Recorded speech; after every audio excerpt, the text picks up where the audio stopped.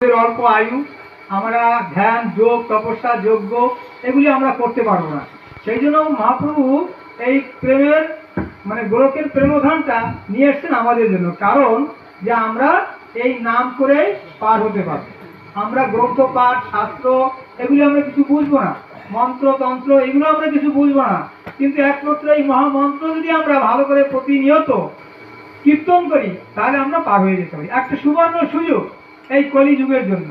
সেই জন্য এই কলিযুগকে ধন্য কলি বলেছে, কেন যে এইরকম সহজভাবে ভগবত ধামে পৌঁছানোর জন্য আর কোনো যুগে কোনো কালে ছিল না। সেই জন্য আমাদের একটা হচ্ছে এই একাদশী উপবাস। এই একাদশী উপবাস হচ্ছে সর্বশ্রেষ্ঠ ব্রত। এর চেয়ে বড় ব্রত আর কিছু এই কলিযুগে নেই। যজ্ঞ তপস্যা কিচ্ছু না, ওগুলো করলে আমরা পারবো না, করতে পারবো না, কিছু হবেও না। কিন্তু এই একাদশী ব্রতটা যদি আমরা পালন করি তাহলে আমাদের ওই যজ্ঞ নাম যজ্ঞের সমানও আমাদের ফল পাবো।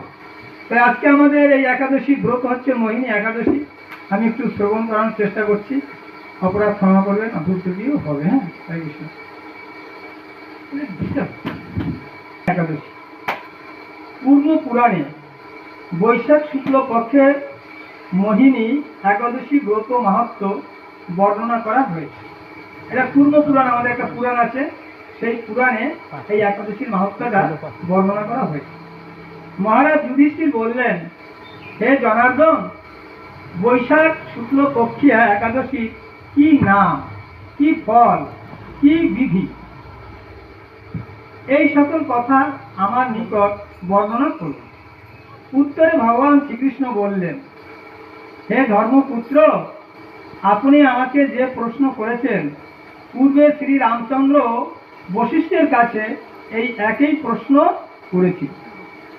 তিনি জিজ্ঞাসা করেছিলেন, হে মুনিবর, রামচন্দ্র জিজ্ঞাসা করেছিলেন কার কাছে? বশিষ্ঠ মুনির কাছে।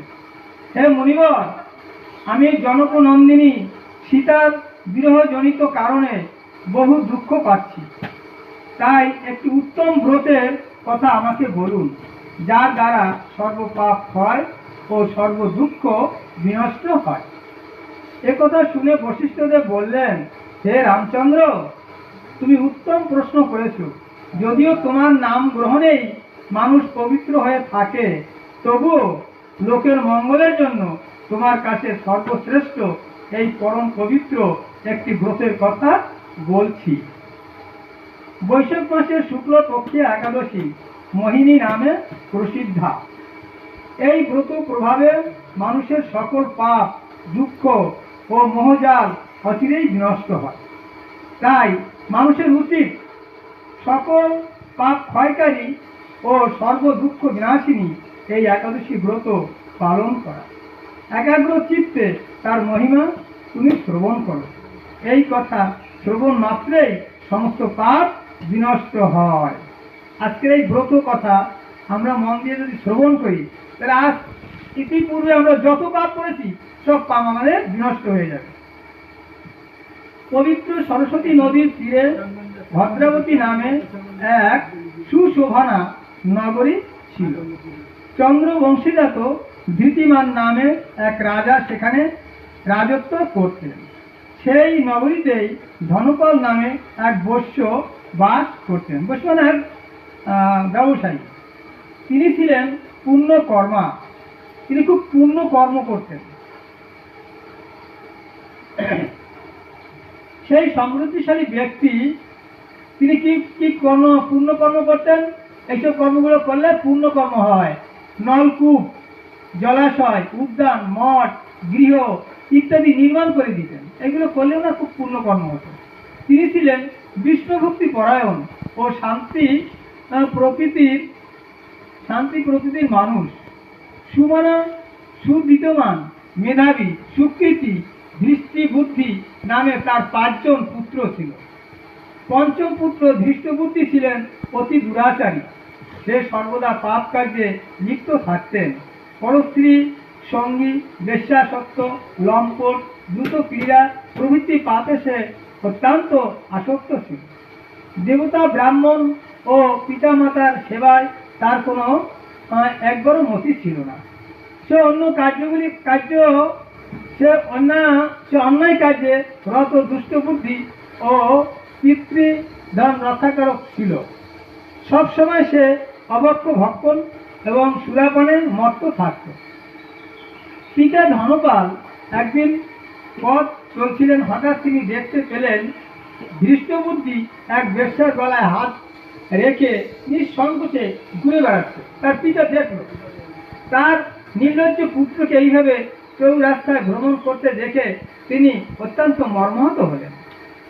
সে কুস্বভাব দর্শনে ক্রুদ্ধ হয়ে তিনি তাকে গৃহ হইতে বার করে দিলেন। তার আত্মীয় স্বজন তাকে পরিত্যাগ করল। সে তখন নিজের অলঙ্কারাদি বিক্রি করে জীবন অতিবাহিত করত। কিছুদিন এইভাবে চলার পর অর্থাভাব দেখা দিল। ধনহীন দেখে সেই বেশ্যগণও তাকে পরিত্যাগ করলেন। অন্ন বস্ত্রহীন ধৃষ্ট বুদ্ধি ক্ষুধা তৃষ্ণায় অত্যন্ত কাতর হয়ে পড়লেন। অবশেষে নিজের গ্রামে সে চুরি করতে শুরু করলেন। একদিন রাত প্রহরী তাকে ধরে বন্দি করলেন, কিন্তু পিতার সম্মানার্থে তাকে মুক্ত করে দিলেন। এইভাবে বার কয়েক সে ধরা পড়ল ও ছাড়া পেল, কিন্তু তবুও সে চুরি করা বন্ধ করল না। তখন রাজা তাকে কারাগারে বদ্ধ করে রাখলেন। বিচারে সে কষাঘাত দণ্ডভোগ করলেন। কারাভোগের পর অন্যান্য উপায় ধৃষ্ট বুদ্ধি বনে প্রবেশ করলেন। সেখানে সে পশু পাখি বধ করে তাদের মাংস ভক্ষণ করে অতি দুঃখে পাপময় জীবন যাপন করতে লাগলেন। দুষ্কর্মের ফলে কেউ কখনো সুখী হতে পারে না, তাই সেই দিবারাত্র দুঃখ শোকে জর্জরিত হলেন। এইভাবে অনেক দিন অতিবাহিত হলো। কোন পুণ্য ফলে সহসা একদিন সে কন্ডিল্য ঋষির আশ্রমে উপস্থিত হলেন। বৈশাখ মাসে ঋষিবর গঙ্গা স্নান করে আশ্রমের দিকে প্রত্যাবর্তন করছিলেন। শোকাকুল ধৃষ্ট বুদ্ধি তার সম্মুখে উপস্থিত হলেন। ঘটনাক্রমে ঋষির বস্ত্র হতে এক বিন্দু জল তার গায়ে পড়ল। সেই জল স্পর্শে তার সমস্ত পাপ দূর হলো। হঠাৎ তার শুভ বুদ্ধির উদয় হলো। দেখুন, এখানে একটা কথা, খুব মূল্যবান কথা। সেটা হচ্ছে ঋষি স্নান করে যাচ্ছিল, সেই স্নান করে যাওয়ার সঙ্গে তখন ওর সামনে গেল এই ধৃষ্ট বুদ্ধি গেল। তখন ঋষির ওই কাপড় থেকে এক ফোঁটা জল তার গায়ে পড়লো। পড়ার সঙ্গে সঙ্গে জল স্পর্শে তার সমস্ত পাপ দূর হয়ে গেল। সে এতদিন পর্যন্ত যা পাপ করছিল, এক ফোঁটা জল পড়ায় ঋষি তার সব পাপ দূর হয়ে গেল। হঠাৎ তার শুভ বুদ্ধির উদয় হলো। তখন তার বুদ্ধি পরিবর্তন হয়ে গেল। ঋষির সামনে সে গীতাঞ্জলি পুটে প্রার্থনা করতে লাগলেন, হে ঋষি শ্রেষ্ঠ, যে পুণ্য প্রভাবে আমি এই ভীষণ দুঃখ যন্ত্রণা থেকে মুক্তি লাভ করতে পারি তা কৃপা করে আমাকে বলুন। ঋষিবর বললেন, বৈশাখ মাসের শুক্লপক্ষ মোহিনী নামে যে একাদশী প্রসিদ্ধ একাদশী আছে, তুমি সেই ব্রত পালন করো। সেই ব্রতের ফলে মানুষ বহু জন্মার্জিত পর্বত পরিমাণ পাপরাশি ক্ষয় হয়ে যায়। আজকের একাদশীটা পর্বত পরিমাণ পাপ থাকলেও সে ক্ষয় হয়ে যাবে।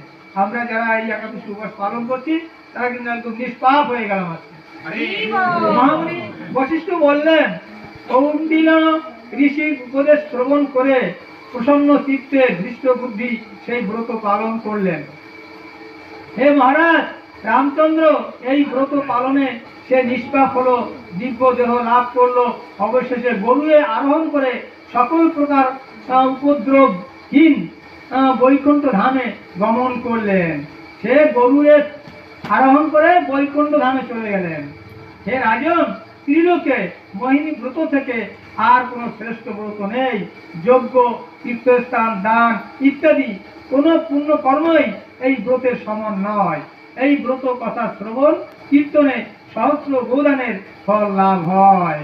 হরে কৃষ্ণ কৃষ্ণ কৃষ্ণ হরে হরে, হরে রাম রাম রাম হরে হরে। নিতাই গৌরাঙ্গ, হরে কৃষ্ণ।